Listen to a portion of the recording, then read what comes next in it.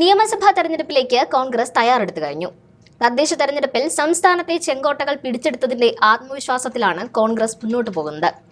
UDFന് തദ്ദേശ തെരഞ്ഞെടുപ്പിൽ മിന്നും വിജയം കരസ്ഥമാക്കാൻ സാധിച്ചതോടെ സതീശൻ നയിക്കട്ടെ എന്ന നിലപാടിലാണ് നേതാക്കൾ. ഇതോടെ സ്ഥാനാർത്ഥി നിർണയം അടക്കം ഇനി VD സതീശൻ തീരുമാനിക്കും. കഴിഞ്ഞ ദിവസം ഇത് സംബന്ധിച്ച തന്റെ ആദ്യ തീരുമാനം സതീശൻ പ്രഖ്യാപിച്ചു. കേരളത്തിൽ നിയമസഭാ സീറ്റിൽ കോൺഗ്രസിന് അനുവദിച്ച മണ്ഡലങ്ങളിൽ 50% സീറ്റുകളിൽ യുവാക്കൾക്കും പുതുമുഖങ്ങൾക്കും അവസരം നൽകുമെന്നാണ് സതീശൻ പ്രഖ്യാപിച്ചിരിക്കുന്നത്. ഇതോടെ തലമുതിർന്ന മത്സരിച്ച തഴക്കവും പഴക്കവും വന്ന നേതാക്കന്മാർക്ക് സീറ്റ് ഇക്കുറി ലഭിക്കുക അത്ര എളുപ്പമല്ലെന്ന് പറയേണ്ടി വരും. അടുത്തിടെ നടന്ന തദ്ദേശ സ്വയംഭരണ തെരഞ്ഞെടുപ്പ് ഫലങ്ങൾ നിയമസഭാ തെരഞ്ഞെടുപ്പിന്റെ ഗതി സൂചികയാണെന്ന് സതീശൻ പറയുന്നുണ്ട്. വോട്ടിംഗ് രീതിയിൽ വ്യത്യാസമുണ്ടാകാമെങ്കിലും ജനവികാരം UDFന് അനുകൂലമാണ്. കഴിഞ്ഞ തവണ 3 ജില്ലാ പഞ്ചായത്തുകളിൽ മാത്രം വിജയിച്ച UDF ഇത്തവണ 7 അധികാരം പിടിച്ചു.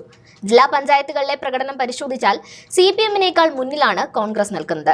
140ൽ 100 സീറ്റുകൾ എന്ന ലക്ഷ്യത്തോടെയാണ് UDF മുന്നോട്ട് പോകുന്നതെന്നും അദ്ദേഹം കൂട്ടിച്ചേർത്തു. കോൺഗ്രസ് എന്നും പരിചിതമായ മുഖങ്ങളെ മാത്രം രംഗത്തിറക്കുന്നു എന്ന പരാതി ഇത്തവണ ഉണ്ടാകില്ലെന്നാണ് സതീശൻ വ്യക്തമാക്കുന്നത്. സ്ഥാനാർത്ഥി നിർണയത്തിൽ വലിയ രീതിയിലുള്ള തലമുറ മാറ്റം പ്രകടമാകുമെന്ന് സതീശൻ ഉറപ്പിച്ചു പറയുന്നുണ്ട്.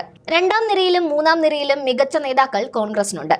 CPMനെ അപേക്ഷിച്ച് ശക്തമായ യുവ നേതൃത്വം കോൺഗ്രസിനുണ്ടെന്നും 50% സീറ്റുകൾ യുവാക്കൾക്കും സ്ത്രീകൾക്കുമായി നൽകുന്നത് പാർട്ടിക്ക് പുതിയ ഊർജം നൽകുമെന്നും സതീശൻ ചൂണ്ടിക്കാട്ടുമ്പോൾ യുവാക്കൾ വലിയ പ്രതീക്ഷയിലാണ്. കേരളം മുഴുവൻ കഴിഞ്ഞ തദ്ദേശ തെരഞ്ഞെടുപ്പോടെ ഉയർന്നു കേട്ട ചില പേരുകൾ ഇക്കുറി നിയമസഭാ തെരഞ്ഞെടുപ്പിലും മത്സരരംഗത്തുണ്ടാകും. എറണാകുളം ജില്ലയിലെ ബ്ലോക്ക് പഞ്ചായത്തിലേക്ക് ജയിച്ച മിവ ജോളി, മുട്ടടയിൽ LDF കോട്ട തകർത്ത വൈഷ്ണ സുരേഷ് തുടങ്ങിയ പേരുകളാണ് പ്രാഥമികമായി ഉയർന്നു കേൾക്കുന്നത്. ഇതിനു പുറമെ എറണാകുളം ജില്ലാ പഞ്ചായത്തിലേക്ക് വിജയിച്ച ജിൻഡോ ജോൺ അടക്കമുള്ളവരുടെ പേരുകളും അന്തരീക്ഷത്തിലുണ്ട്.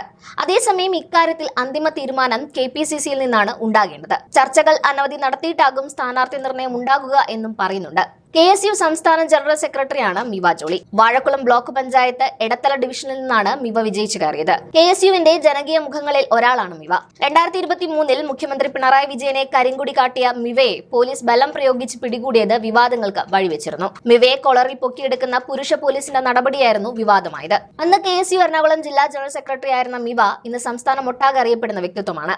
ഇതിനു പുറമെ സാധ്യതാ പട്ടികയിൽ ഇടം പിടിക്കാൻ സാധ്യതയുള്ള പേരുകളിൽ ഒന്നാണ് തലസ്ഥാനത്ത് നിന്ന് ഇടതുപക്ഷത്തിന്റെ ഉറച്ച വാർഡിൽ വിജയം നേടിയ വൈഷ്ണ സുരേഷ്. KSU ജില്ലാ വൈസ് പ്രസിഡന്റ് കൂടിയാണ് ഈ 25-കാരി. ടെക്നോ പാർക്ക് ജീവനക്കാരിയായ വൈഷ്ണ പേരൂർക്കട ലോ കോളേജിലെ വിദ്യാർത്ഥിനി കൂടിയാണ്. തിരുവനന്തപുരം പ്രസ് ക്ലബിൽ നിന്ന് ജേർണലിസം ഡിപ്ലോമ നേടിയ ശേഷം വിവിധ TV ചാനലുകളിലും പൊതുചടങ്ങുകളിലും അവതാരകയായും പ്രവർത്തിച്ച വൈഷ്ണ തിരുവനന്തപുരം ജില്ലയിലെ കോൺഗ്രസിന്റെ സമരങ്ങളിലും സജീവ സാന്നിധ്യമാണ്. തദ്ദേശ തെരഞ്ഞെടുപ്പിൽ ഏറെ ചർച്ചയായ തിരുവനന്തപുരം കോർപ്പറേഷനിലെ മുട്ടട ഡിവിഷനിൽ 397 വോട്ടുകൾക്കാണ് വൈഷ്ണ ജയിച്ചത്. മുട്ടട വാർഡ് 25 വർഷങ്ങൾക്ക് ശേഷം വൈഷ്ണയിലൂടെ പിടിച്ച UDF നിയമസഭയിലും വൈഷ്ണയെ ഒരു കൈ പരീക്ഷിക്കുമെന്ന് ഏറെക്കുറെ ഉറപ്പാണ്. കോതമംഗലം സീറ്റ് കേരള കോൺഗ്രസ് ജോസഫിൽ നിന്ന് തിരികെ വാങ്ങാൻ തയ്യാറെടുക്കുന്ന കോൺഗ്രസ് അവിടെ ജിൻഡോ ജോണിനെ പരീക്ഷിക്കുമെന്ന് ഈ ഘട്ടത്തിൽ ഉറപ്പിക്കാം. തുടർച്ചയായി ജോസഫ് ഗ്രൂപ്പ് തോൽവി വഴങ്ങിയതോടെയാണ് സീറ്റ് കോൺഗ്രസ് ഏറ്റെടുക്കുന്നത്.